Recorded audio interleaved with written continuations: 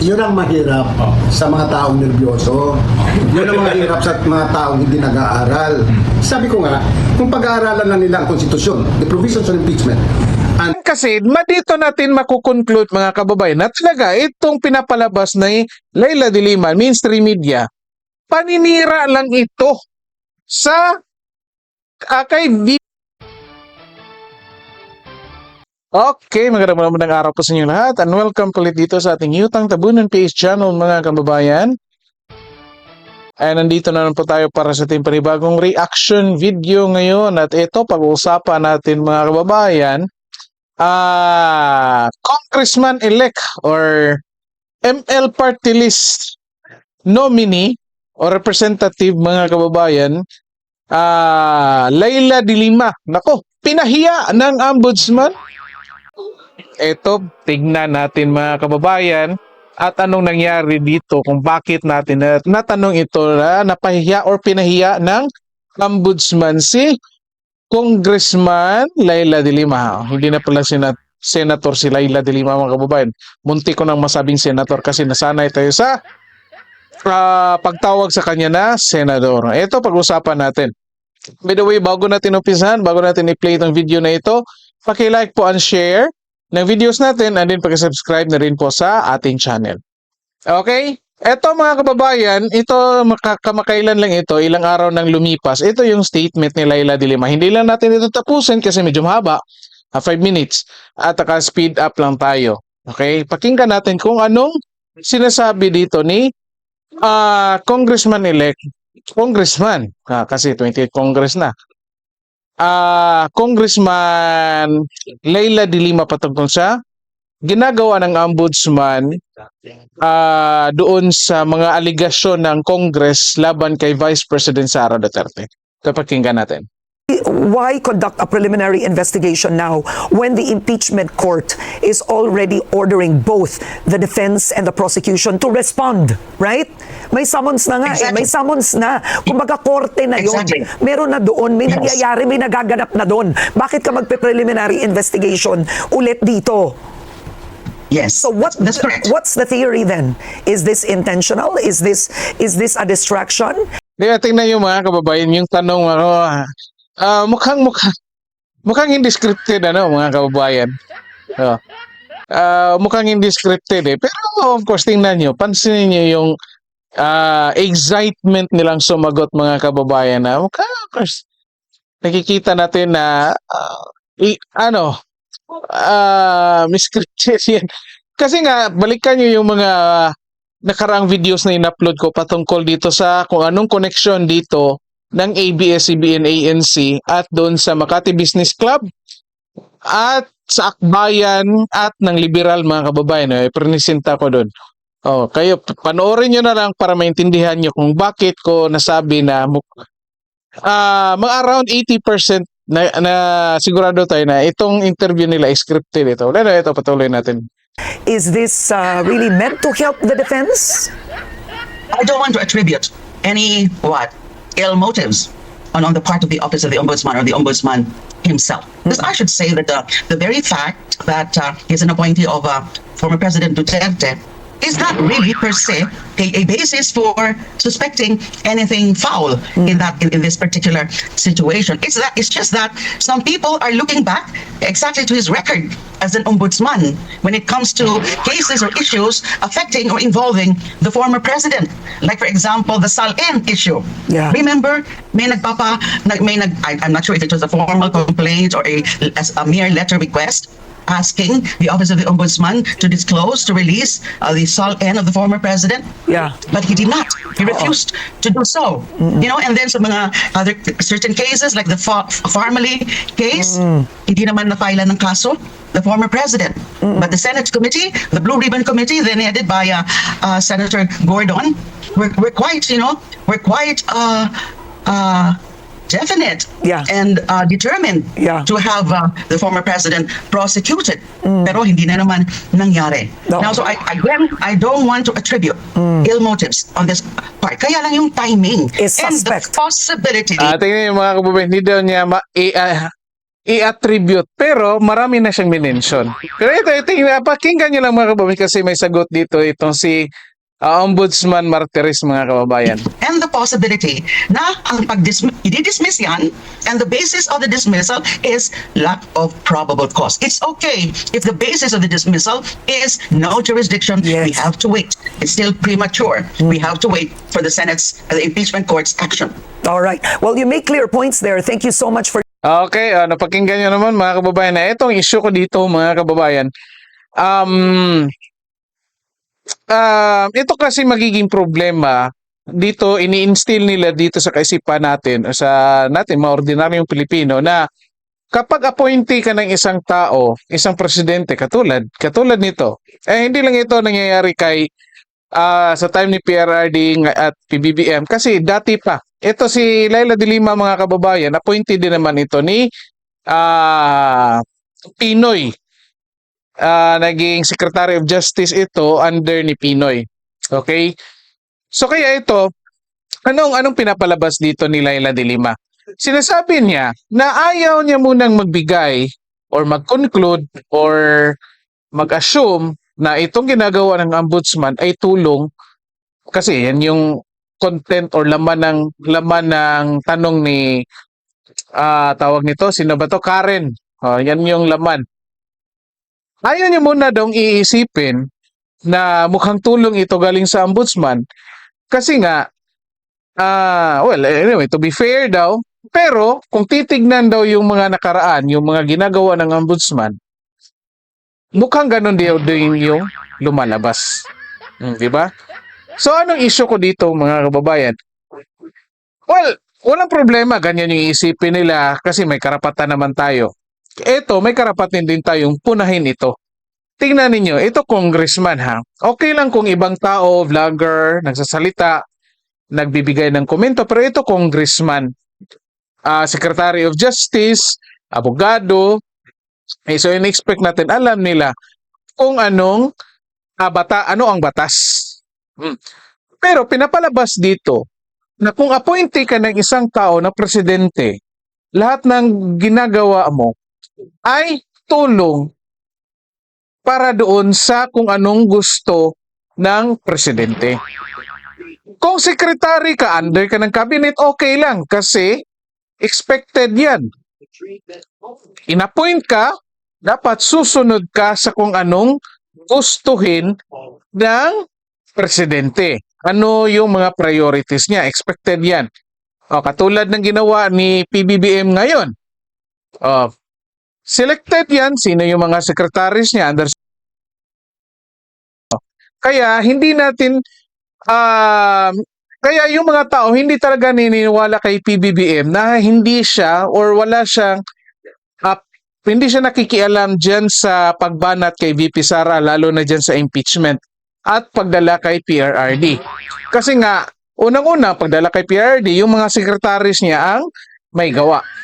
Diba? Akalain nyo, isipin nyo, sa tingin nyo ba, gagalaw yun ng walang utos?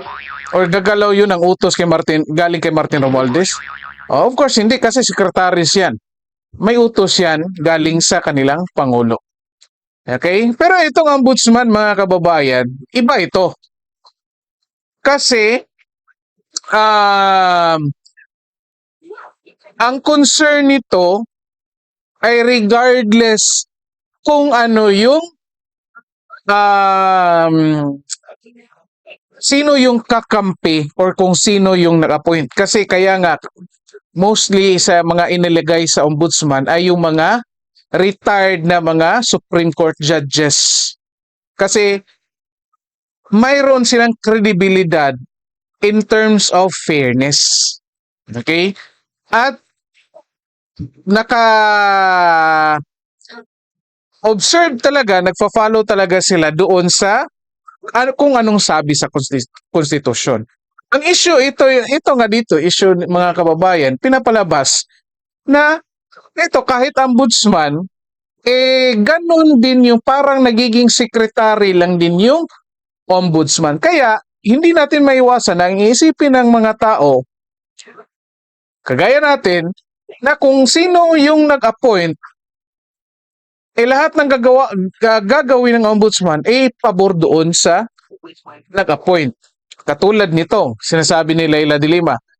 So, most likely, sa papalit na ombudsman dito sa current ombudsman ngayong July, iisipin din ng mga tao, lahat ng gagawin nito pabor kay PBBM kasi siya yung nag-appoint.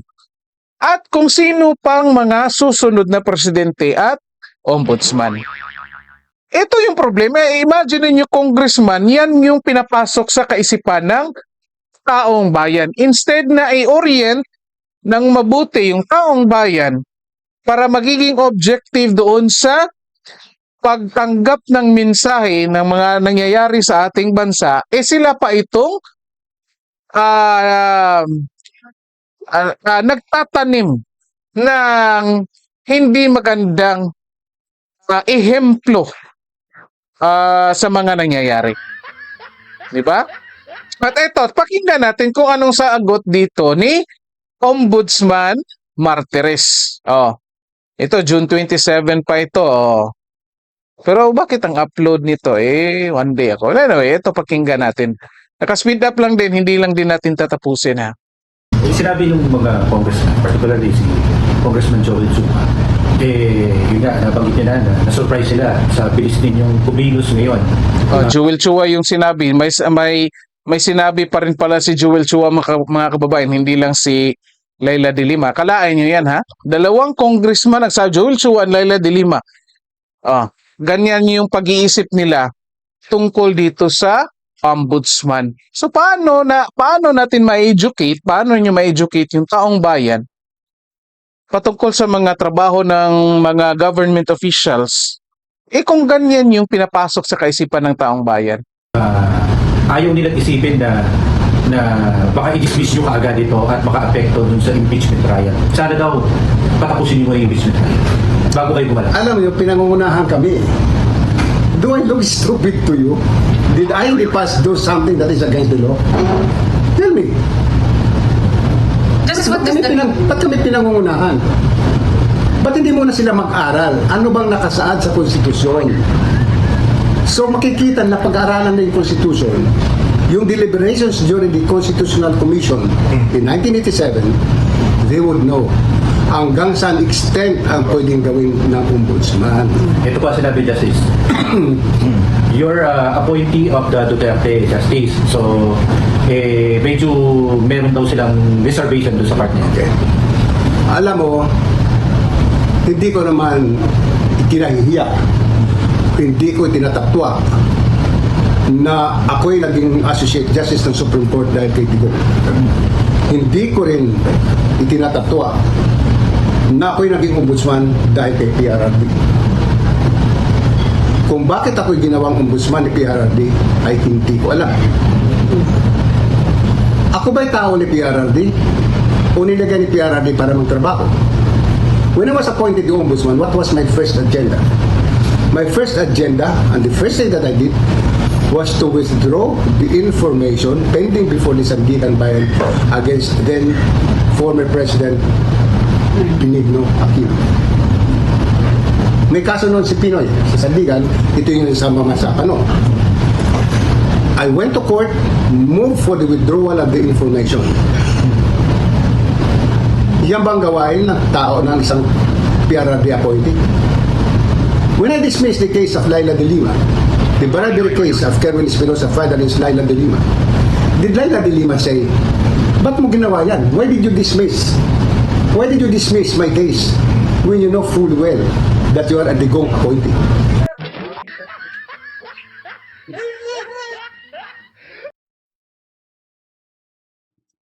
Tingnan nyo mga kababayan ha. May ginawa pa pala itong si Ombudsman Martires na pabor doon kay Congressman Leila de Lima. At ito, naman. Nung ginawa niya ni Ombudsman, bakit walang reaksyon? Bakit walang komento na si Leila de Lima katulad ng komento niya ngayon sa ginagawa ng Ombudsman? Tingnan nyo, mga kababayan. Dito natin makikita na Oh, halimbawa, katulad nito ni Laila de Lima na itong mga taong to, ganitong klaseng tao, selective yung justice na hanap. Magsasabi sila, accountability, accountability. Pero, sa ilang tao lang, katulad lang ng mga kalaban nila, katulad ng mga Duterte. Oh. Maghahanap ng bumabanat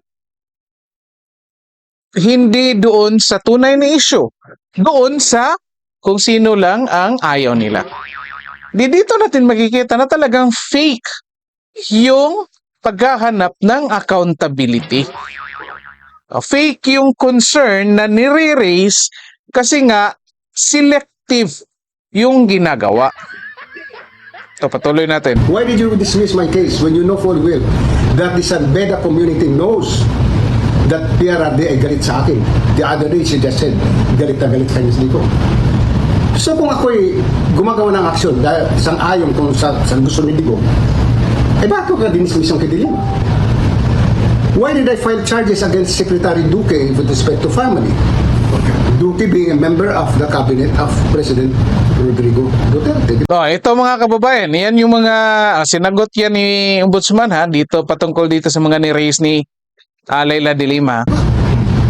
Why did they dismiss from the service the overall Deputy Ombudsman na si Warren Leong na isa rin taga Davao, isang tao ni Duterte, appointee ni Duterte? Bakit ko kinasuhan si Lau sa family?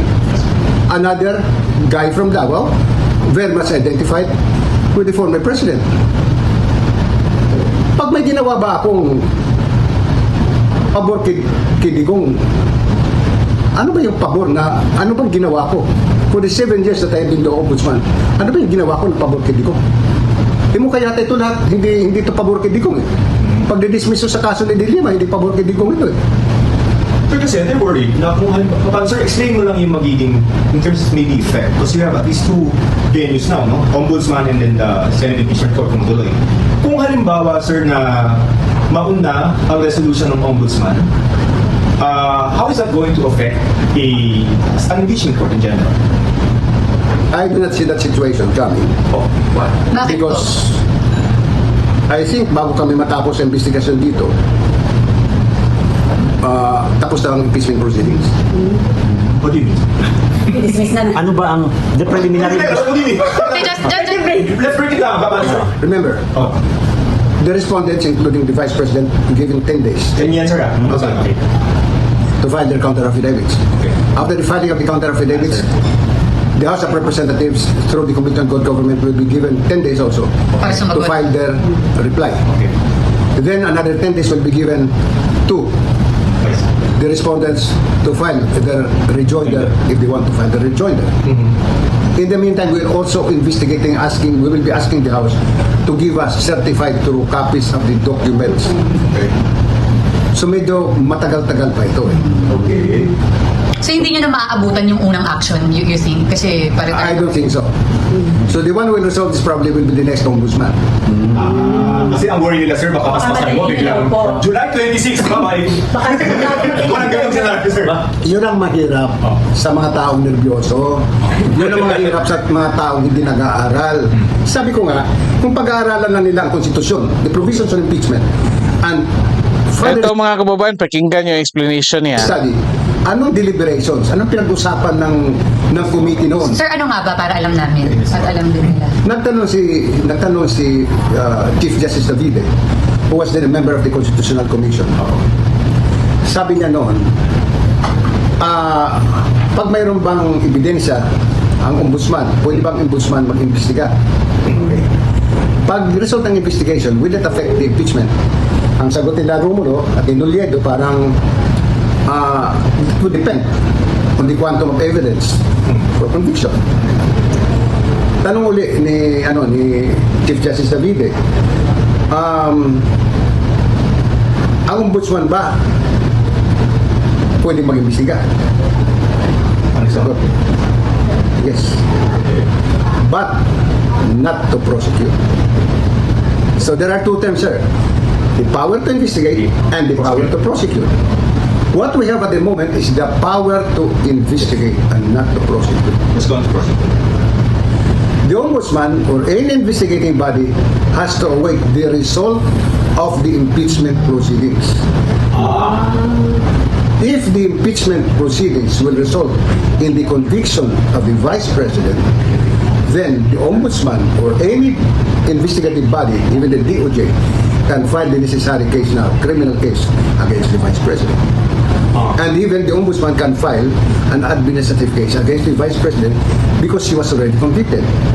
But if the Vice President is acquitted By the impeachment court. by the impeachment court, wala kaming power to charge her. Bakit, Justice, pakipaliwanag lang. Ito mga kababayan ha. Putuloy niya lang muna natin dyan para hindi na masyadong mahaba yung video natin. Simple lang nangyari dito, explanation dito mga kababayan. Unang-unang issue, pinuna natin earlier, pinapalabas ni Laila de Lima kasi nga itong si Ombudsman Martires, appointee ni PRRD. So most likely, lahat ng actions dito, sinabi ni Laila de Lima, ay pabor doon kay PRRD. Pero ito nga, sinabi ni Ombudsman Martires, ano ba ang mga ginawa niya na masasabing papor kay PRRD? Unang-una, ni-withdraw niya yung file nga, yung kaso nga kay Pinoy na kung saan kakampi ni Laila de Lima na liberal. Pangalawa, pina-withdraw, dinismiss yung kaso against Laila de Lima.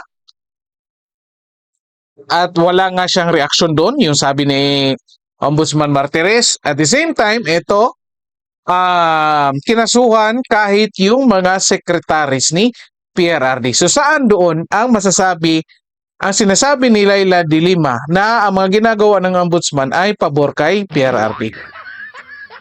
Barado na. Ito, pinahiya.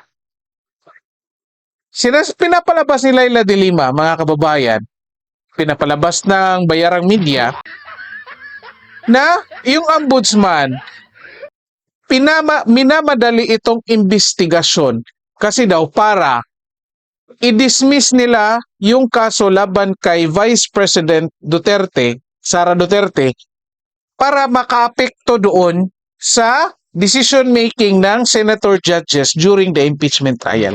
Kaya anong sagot ng ombudsman, mag-aral muna sila. Kasi kailangan palang hintayin ng ombudsman kung anong magiging desisyon ng impeachment kasi nga hindi na sila pwedeng makapag-file ng impeachment kasi meron ng impeachment na na-file. So ang kailangan na lang nila ay hintayin kung anong magiging resulta. Kung i-acquit, mag-file sila ng kaso.